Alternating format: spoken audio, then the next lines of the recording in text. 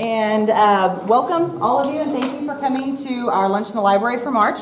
For those of you who don't know who I am, I'm Lindsay Tuman. I'm the library director here, and today we are really excited to present and welcome Laura Hartley. She's going to be presenting a presentation called Thrill Like a Girl, and she is the director of the Wichita Boathouse, which houses the Kansas Sports Hall of Fame. It's in Wichita, and she, just for a little background information on her, she earned her master's degree in public history from Wichita State University, and she focused her research on museum education, correct? Correct. Okay.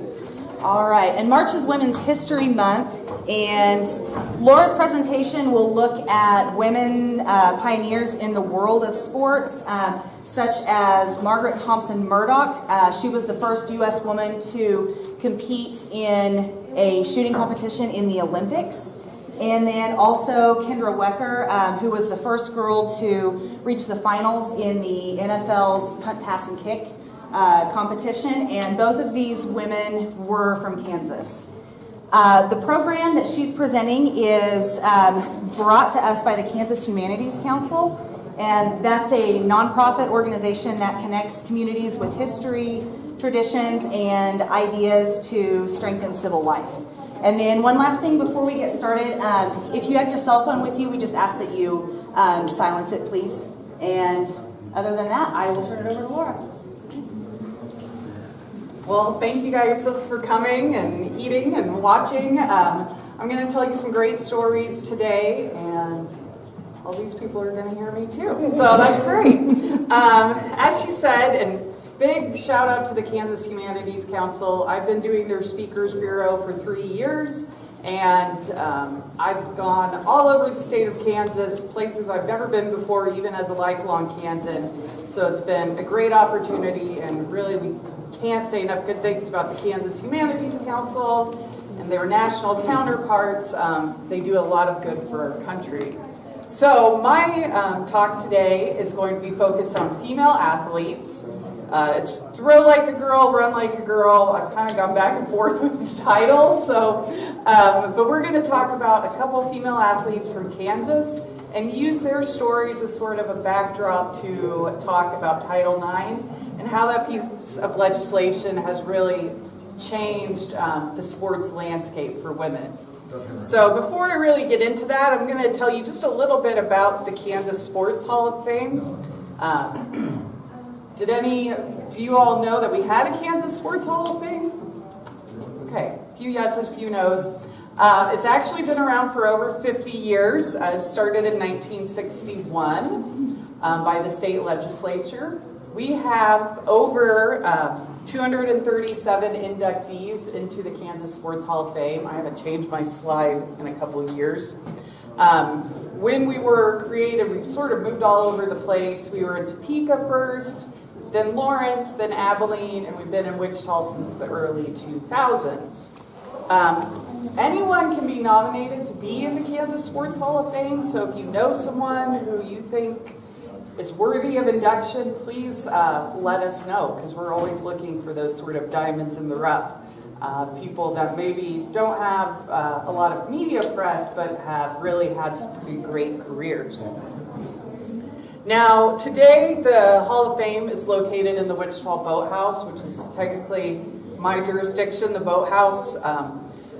For those of you that aren't from Wichita, which is everyone in this crowd, the Boathouse is sort of a historic building in Wichita. It was designed to look like an older boathouse that was a true boathouse where you could rent canoes and swim in the river and all that fun stuff that you can't do now because the river is kind of gross. But we still have this boathouse. Kind of the main feature of it is this boat right here, which is one of the boats that Bill Koch used to win the America's Cup in 1992. 25th anniversary of that this year. It's really cool. It brings a lot of people through our doors because they're just like, what is this big sailing yacht doing in the middle of Kansas? Now, the mission of the Hall of Fame is to honor and to educate and to inspire all Kansans through the history of Kansas sports. Every year we induct new people into the Kansas Sports Hall of Fame. We do tons of education outreach throughout the year. We love talking to groups like this and telling stories about the Kansas athletes. And then we preserve the rich stories and heritage of the state's athletic tradition. So we have exhibits that kind of constantly rotate. Right now we have a college coaching tree that's really cool that traces college basketball coaches, men's college basketball coaches, and all the connections from current coaches all the way back to James Naismith, the creator of the game. And then we maintain records and collections. We actually maintain all of the state high school records. So if any state athlete, high school athlete beats a state record, we're actually the people they contact to let us know. The High School Activities Association doesn't keep track of it, we do. Now, why we do what we do is because we believe that without us, this portion of our history would be lost. We really believe that sports tells a larger story and that the culture of a society can be told through sports. I think this talk today will really illustrate that fact. And that these stories, these athletes are bigger than themselves. And it gives our children and their children something to aspire to. You know, when we talk to students, to kids, we really try to talk about not the wins and the losses and all that. That's easy enough to find out. But we talk about those intangible things that sports can teach kids. Hard work, perseverance, dedication. All these things that, you know, whether you become an NFL player or not, it's going to help you later in life. So my love of history really comes from this idea of everyday individuals doing extraordinary things. And the women I'm going to talk to you about today are definitely everyday individuals. You know, you could have grown up with them. You could have been their next door neighbor. And I think if you talk to them, they would definitely tell you that there's nothing special about them. They wouldn't consider themselves pioneers or even maybe feminist, but what they did was blaze trails for other women. And it's really cool. So, my history is all history is local. All history is local. So, in that vein, I'm going to talk to you a little bit about myself to begin the conversation. This is a picture of me from 8th grade. I was Laura No Layups Hartley because I was the tallest, so I had to stop the layups. We were a small group. I went to a small Catholic school on the west side of Wichita. We were marginally good. We were bad, but we had a lot of fun. And growing up, I played basketball, I played softball, I played volleyball. I played all these sports thinking that's the way it always was, that women always had the opportunity to play sports through their schools and to really form bonds with people that maybe can never be broken. All 4 of these girls that are in this picture, I'm still friends with today. I was at 3 of their weddings, so actually, and the coach I'm still friends with. So that's the kind of bonds that sports brings. And like I said, I grew up believing that this is the way it always was. Part of the reason I grew up believing like that was because of the images I was shown through the media. So as we go through the history of Title IX, I'm going to show you a couple of advertisements through each time period. So you can see what these girls would have seen growing up that maybe affected how they thought about themselves. So this first one is a pretty famous commercial. Sometimes I dream, he is me. You got to see that's how I dream to be. I dream I move, I dream I groove, like Mike, if I could be like Mike. Oh, if I could be like Mike, if I could be like Mike. Be like Mike, be like Mike. Yeah, I try, just need to fly.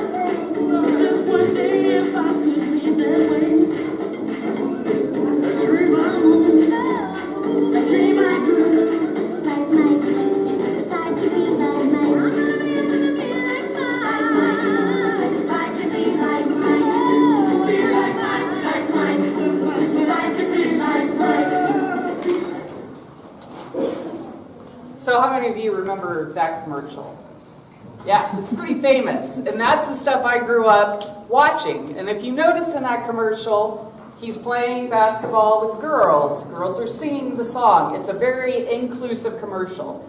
We all believed that we could be like Mike until about 8th grade, and then that dream was dead. But because of that, I didn't realize at the time, but really my ideas about what I could be and who I could be came from a little piece of legislation known as Title IX. Now it says, no person in the United States shall, on the basis of sex, be excluded from participation in, be denied the benefits of, or be subjected to discrimination under any education program or activity receiving federal financial assistance. So this was passed in 1972. Pretty simple language, but it had a tremendous impact, especially on sports. Just to give you some numbers, in 1972, less than 300,000 girls competed in high school sports throughout the nation. By 2014, that number had risen to more than 3.2 million. In Kansas alone, in 1971, 6,585 girls competed in high school sports. In 2014, that number was almost 41,000. In college in 1972, only 4% of athletes were female. By 2013, that number had risen to 43%. In 1972, women received virtually no college scholarships to attend for sports to attend universities. By 2012, that number had risen to 42%. And so that really affects people later in life. You know, a lot of kids can get an education through sports. So having that really helped a lot of girls. There were also economic benefits. By a 3-to-1 ratio, female athletes do better in school, they don't drop out, and they have a better chance to get through college. One study showed that being a high school athlete was associated with 14% higher wages for women. And out of 401 executive businesswomen surveyed, 82% reported that they played some sort of organized sport growing up. In addition to the economic benefits, there's also obviously health benefits. Female athletes are 29% less likely to smoke, and they're less than half as likely to become pregnant as their non-athletic counterparts. So there's a lot of benefits that women have achieved through Title IX. But Title IX has kind of gotten a bad rap because of some myths that are out there about it. So we're going to go through a couple facts and myths just to sort of see where we really are with Title IX. So the first statement, Title IX does not require quotas. It simply requires that schools allocate participation opportunities in a non-discriminatory way. Is this a fact or a myth? It's a fact, yes. Schools, there's no quotas. There's actually there's three requirements that you can use to be compliant with Title IX. The first requirement is that the percentage of male and female athletes are proportionate to the percentage of male and female students enrolled in the school. So if you have 70% of your school as men, you can have 70% of your sports. The requirement number 2 is that it has a history or continuing practice of expanding athletic opportunities for the underrepresented sex. So this one's really easy, because basically all you have to do is prove that you are working towards equality, and then you're being compliant with Title IX. And that requirement number 3 is that its athletic programs fully and effectively accommodate the interests of the underrepresented sex. So basically that states, like, if you have a girls basketball team and a boys basketball team, you can't have the girls out there practicing on the blacktop outside while the men are practicing in a nice new gym. It's just equality of opportunity. So these 3 requirements are really lenient. Most schools find it easy to comply. And most do not use that requirement number 1, which is what most of us think about when we think about Title IX. Now, the second fact or myth is that Title IX requires schools to cut men's sports. Yeah, that's a myth. It in no way requires schools to cut men's sports. A lot of universities have opted to cut smaller men's sports so that they don't have to cut the budgets of the larger programs like football or basketball. For example, a lot of Division I football schools have a practice where before a home game, their entire team stays in a hotel, even though they live in this town. I know a lot of schools do this. I know K-State does it. So they stick all 80-plus players in hotel rooms the night before a game. Rutgers University did this one year. They had 6 home games. They spent $175,000 to get their whole team in a hotel the night before a game. That same year, they cut the men's tennis program. The men's tennis program did not have a budget, or had a budget less than $175,000. So they could have opted to maybe, I don't know, let them stay in their dorm rooms or their houses that they lived in. But they chose not to, so men's tennis had to go. And then the last fact or myth is that Title IX does not require schools to spend the same amount of money on male and female athletes. So this is a fact. I mean, the people that oversee Title IX understand that a football uniform costs more than a girl's soccer uniform. They just are saying that if the football team's getting new uniforms every year, you got to give the girls' soccer team good uniforms or the most up-to-date uniforms. So again, it's just making sure that everyone is treated fairly, whatever that means. It doesn't mean that the football team gets $50 million, the girls' soccer team needs to get $50 million. Now that we know some of the facts about Title IX, we're really going to get into some of the stories of a couple female athletes from Kansas who really blazed a trail for others to to use a sports metaphor, to take the ball and run with it. And again, these are people that if you talk to them today, they wouldn't consider themselves pioneers or trailblazers, but that's most definitely what they were. They were people that broke through barriers to achieve something pretty remarkable. The first one I'm going to talk about is Janelle Smith Carson. Any of you ever heard of her? Okay. Well, she was born in 1947. She grew up in Fredonia during a very different time. Unlike the I Like to Be Like Mike commercials I would have seen, Janelle saw commercials like this. And the quality of this one is pretty bad because it's from the 1950s and it's pulled off YouTube, but just bear with me.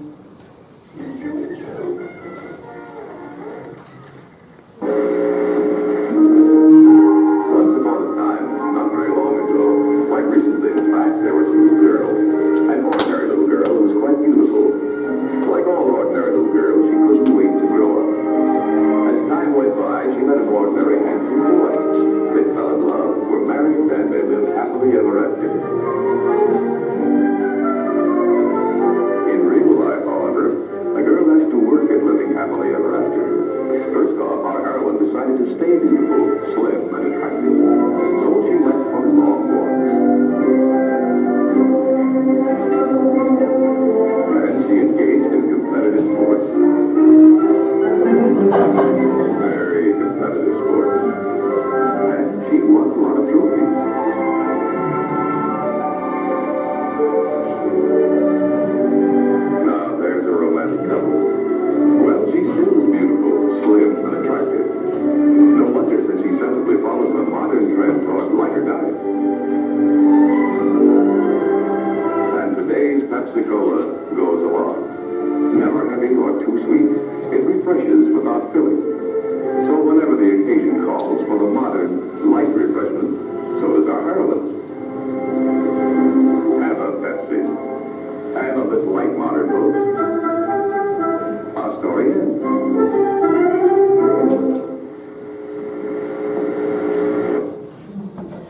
So, besides the idea that Pepsi is the healthy choice for a drink, she competed. What did she compete in? Shopping. Yeah. And she stayed light, fit, and attractive by going on long walks in her dress and her high heels. So that was sort of the images that Janelle would have seen growing up. Luckily for her, she had a father that recognized her talent and started coaching her in track and field. By the age of 14, Janelle was at her first national meet where she was placing against women 8 to 12 years her senior. During that time, she ran the 100-yard dash in 10.8 seconds, which, to put it in perspective, it was right around the world record at that time. Like so many girls of that era, Janelle did not have a high school team, so she did this all on her own. She was still about 10 years away from Title IX and light years away from the relative equality we see today. During her time, girls were not as encouraged to participate in sports because they feared that their femininity would be called into question. Janelle said that the thing back then is we didn't want to look masculine because it was bad enough that we were competing. A lot of women wore bouffant hairstyles. They looked like they had just stepped out of a beauty parlor. We trained hard, but we were a bit of an oddity. So you can see Janelle in her picture. She's all kind of done up and nicely put together. So that was sort of the trend back then. You could compete, but you still had to look good.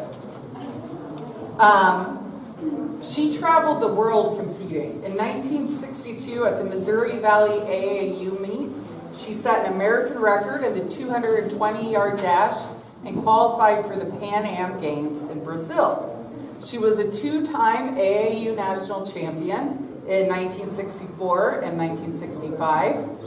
And in 1964, she set an American record in the 400 meters with a time of 54.7 seconds, which was good enough to secure her spot at for the 1964 Olympics in Tokyo. Entering the Olympics, Janelle had the third fastest time in the world, but she missed reaching the finals by just a tenth of a second. Now, after her Olympic experience, she continued competing nationally and internationally, but when it came time to go to college, there were few options available to her. Like I said, virtually non-existent to have sports scholarships offered to women during this time. Janelle was one of the lucky ones. People did offer her scholarships. She was given scholarships to Pepperdine and Hawaii University, which sounds fabulous to go to Hawaii. But she was a small town girl from Fredonia, Kansas. She had no interest in going so far from home. Instead, she went to Emporia State, or Emporia Teachers College as it was known then, and she tried to continue training and being an athlete. She went to the men's coach and tried to train with them, but he had no interest in training her. Her dad tried to send her practice schedules, but being a college student, it was really hard to motivate herself without her dad actually being there. So at the ripe old age of 19, Janelle retired from running. She isn't bitter about the fact that she had to retire so early, but she does miss out on the fact that all of her athletic career she experienced on her own. She never got that team atmosphere. As you can see in this picture here, this is her training. I mean, and this was every day, all day, dirt track, out in the middle of the nowhere. Probably her dad was there, no one else. I mean, what teenage girl wants to hang out with her dad all the time? But she did it, and so it was really kind of a lonely existence for her. One claim to fame Janelle does have is that she is the only female athlete from Kansas to be featured on the cover of Sports Illustrated. This was a cover from the 1960s with her and another runner. And the article is slightly tongue-in-cheek as to whether it's talking about the influx of female runners and whether it's good that they're doing this or not good. But it is a very cool fact about Janelle that she does have that distinction. Now, the next person I'm going to talk about is one of my favorite inductees of the Kansas Sports Hall of Fame, and a woman you don't want to mess with. Her name is Margaret Thompson Murdoch. So she's just slightly younger than Janelle, but just that slight difference really paid off dividends when it came to her career. Now, she, like Janelle, her first coach was her dad. And I really think it's key to point out that all of these women had fathers that really supported and loved them when it came to their athletic experience. I finish my talk and I always get, usually it's an old man, not gonna lie, who feels like I'm not coming down on, we're talking about female athletes. A lot of these women had a lot of male role models lift them up. And Margaret was one of those. Her dad taught her how to shoot on their family farm in Barrington, Kansas. And by the age of 11, Margaret had started shooting competitively. She went to K-State, and when she got there, she was eager to participate in their ROTC shooting program. Unfortunately, whether it was the fact that she was a freshman or a woman is debatable, but the coach wouldn't even let her try out the first year. But she didn't practice with a lot of the team members. And finally, the team members came to the coach and they said, you need to let her try out. This girl is amazing. So she tried out her sophomore year, and the coach said, okay, you're on the team. I have one stipulation, though. Anytime we go on an overnight trip, you have to bring a chaperone. So whether that was to keep the boys away from her or her away from the boys, I don't know. But Margaret had to bring a chaperone, which didn't matter anyway because she was kicking butt. She won 2 Big 8 conference championships while at K-State, was a 2-time All-American, and became the first woman to earn a letter at Kansas State University. After college, she entered the Army and began her international shooting career.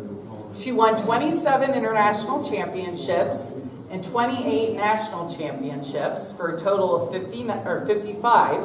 29 of those came in open competition, which meant she beat both the boys and the girls.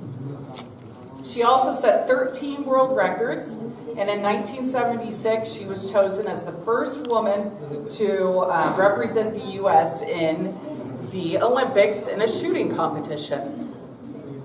Now, are any of you familiar with the sport of shooting? Watched it, seen it? It's a crazy sport. You have to have the most concentration that any athlete, I think, could ever possess. She competed in what's known as the small bore 3-position rifle competition. Each competitor shot 40 times from those prone, standing, and kneeling. They were shooting from a distance of about 50 meters, which is a little over half a football field, at a bullseye that's 3/4 the size of a dime. So just think about trying to be on a football field at the 50-yard line, hitting this in the end zone. I know I couldn't do it. If you're 5/1000ths off, you miss your target. So controlling your emotions and having tremendous concentration are really important components to the sport of shooting. For example, her chief competitor in the Olympics was a guy named Lanny Basham, and he had created a pretty rigorous training schedule to make sure he was at peak top physical performance when it came to shooting. He, through running, had trained his pulse to be right around 60, so he would have a full second between each heartbeat to shoot.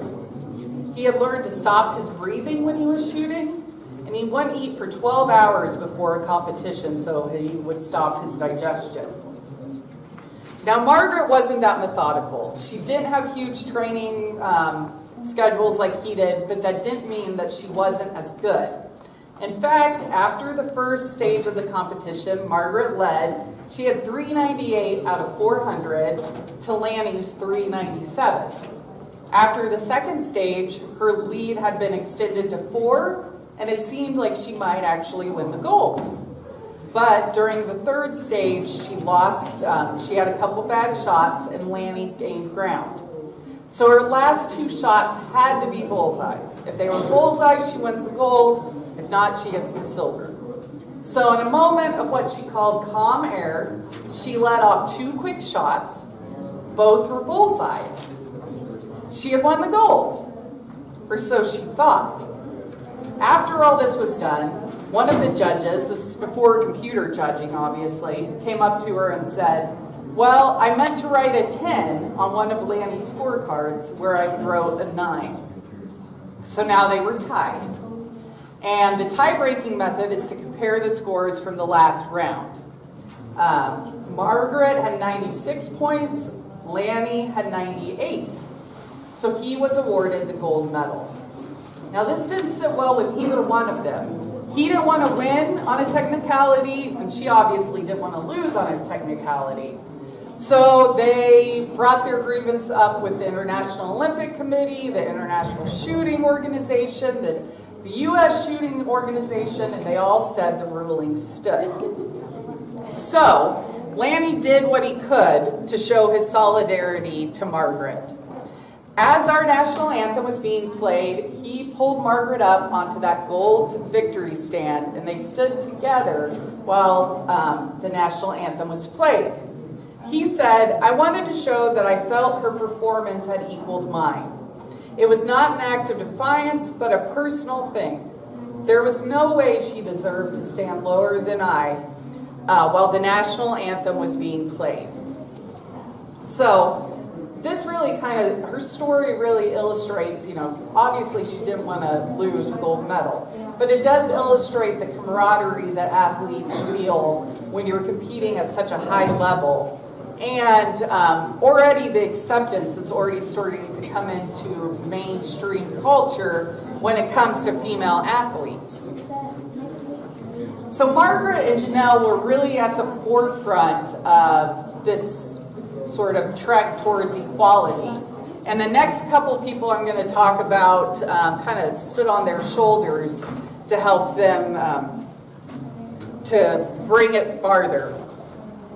The next one's Lynette Woodard. She's sort of the most recognizable person I talk about in my presentation. So Lynette was a child of the late 60s, 70s, and growing up, she's not seeing the I Like to Be Like Mike commercials. She's not seeing competitive shopping.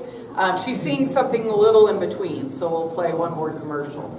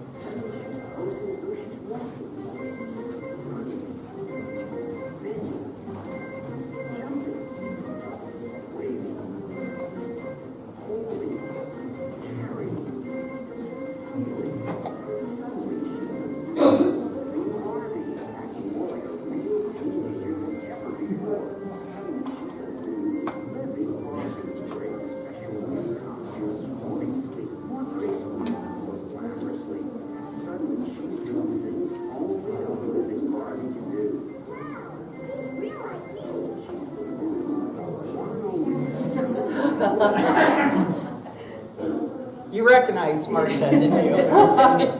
Yeah. I don't know. I think this was before, her claim to fame. So with that commercial, like I said, it's not competitive shopping. It's not like I Like to Be Like Mike. She's moving around. She's being active.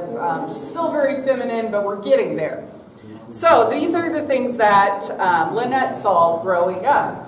She grew up in Wichita, Kansas, my hometown, where she attended North High School. While at North, she led them to state championships in 75 and 77. She scored 1,678 points and collected over 1,000 rebounds. After high school, she went to KU. She graduated from KU in 1981 as a 4-time All-American and as the women's collegiate all-time leading scorer with 3,649 points. Little fun fact I always like to ask. So she's known as the women's collegiate all-time leading scorer.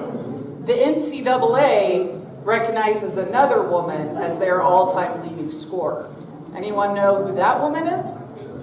Jackie Stiles.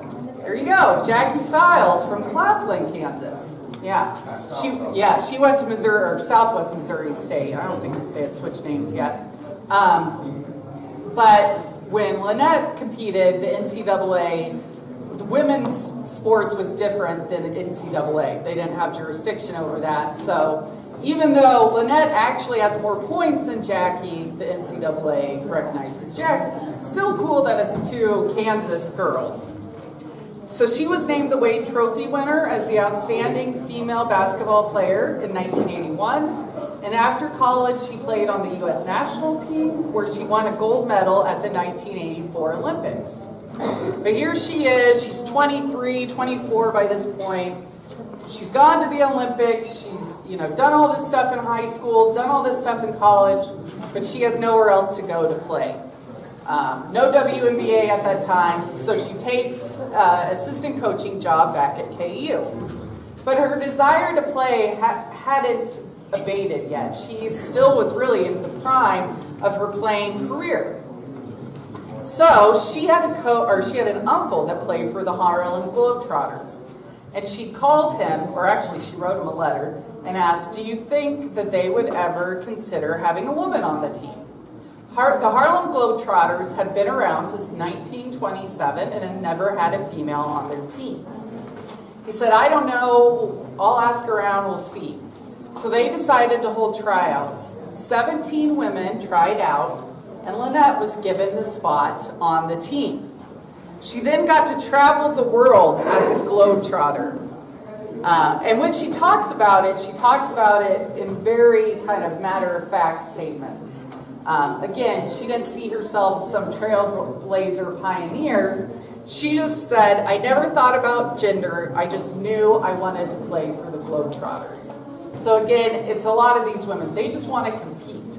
They don't care how they get to do it. They just want to compete. So now we're getting sort of to present day. And the last person I'm going to talk about is usually Kendra Wecker, who she mentioned in my intro. Kendra's story is very cool. She did compete in the NFL punt passing kit competition. And she reached the finals in 1995. The NFL put her in a commercial, which is super cool. And the Sports Center did segments on her, and after she reached the finals, they started having both girls and boys, different categories. Because before then, girls were never excluded, they just were never encouraged to participate. But instead of talking about her, I'm going to talk about one of Southwest Kansas's own, Miss Shaylee Living. You guys familiar with Shaylee? Okay, Shaylee's from Sublette. She, like Kendra, attended K-State. Basically right after Kendra did, broke a lot of Kendra's records. But she was a great athlete in high school. Here she is in her Sublette uniform. She still holds the state high school records for rebounds. And she, with 1,336, as you can tell, I don't talk about Shaylee as much. 804 assists, and she had 543 steals. She still holds the single season assist record with 245. During her final 2 high school seasons, she led Sublette to back-to-back undefeated state championships. On the track, she was just as dominant. She won 3 state championships in the 100-meter hurdles and 2 each in the 300-meter hurdles. So she was recruited to play basketball at K-State. As a freshman, Linning led the team in steals, rebounds, and broke the school record for single-season assists with 189. She would break her own single-season assist record 2 more times before she graduated. As the season progressed, so did Linning, and she capped off her freshman year with a triple-double in the WNIT championship. Her triple-double, which was the first of 5 recorded during her career, was just the 8th time in the history of the Big 12 that feat had been accomplished. As a sophomore, junior, and senior, Linning once again led the team in assists and steals. She also led the team in rebounding twice during that span. And during her junior season, Linning led the Wildcats to a top 25 national ranking and the school's 2nd Big 12 conference title with a record of 13-3. The Wildcats also made the NCAA tournament that year after playing in the WNIT for the previous 2. During her senior year, she was a first-team All-Big 12 selection, an All-American selection, a candidate for the Wade Trophy, the Naismith Trophy, the Wooden Trophy, and the Lieberman Award, which are all national awards. Her school record of 229 assists as a senior brought her career total in that category to 800, which ranks 2nd in Big 12 history. After college, she was drafted 25th overall in the 2009 WNBA draft, and she played for the Atlanta Dreams for 3 seasons, which included 2 appearances in the WNBA Finals, before a knee injury forced her to retire at a pretty young age.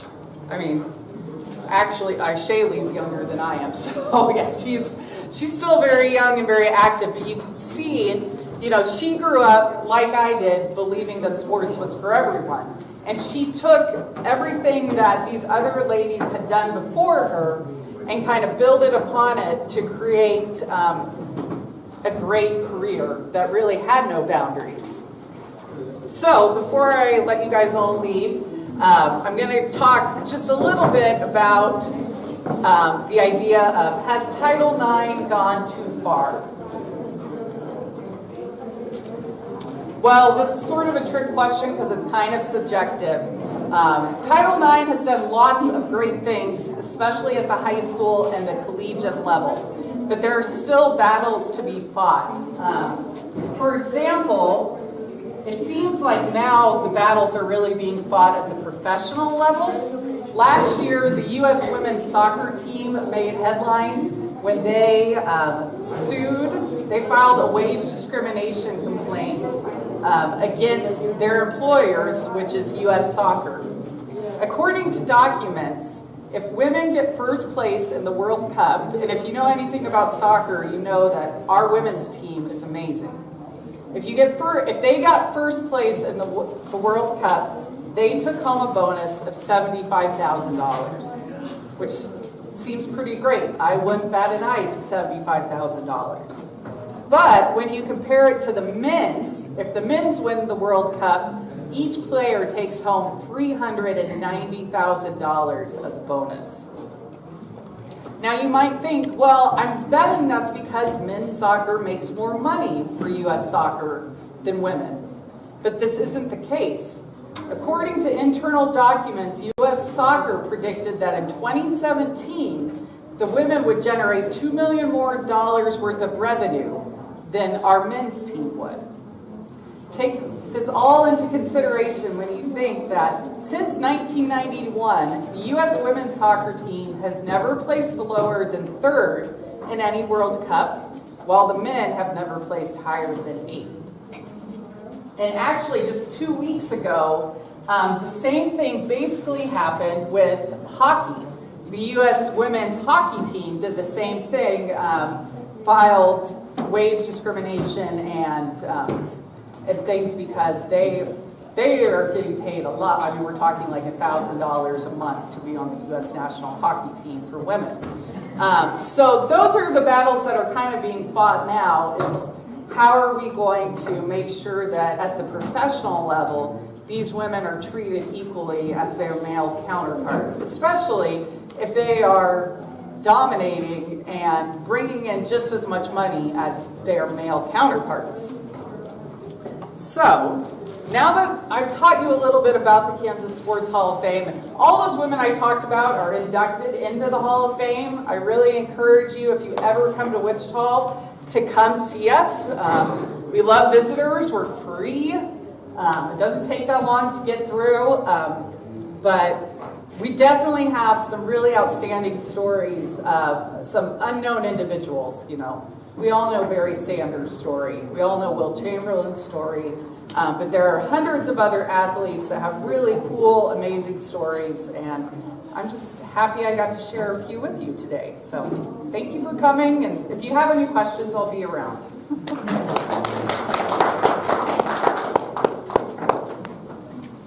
All right, thank you everybody for coming, and if you're still hungry, please take more sandwiches.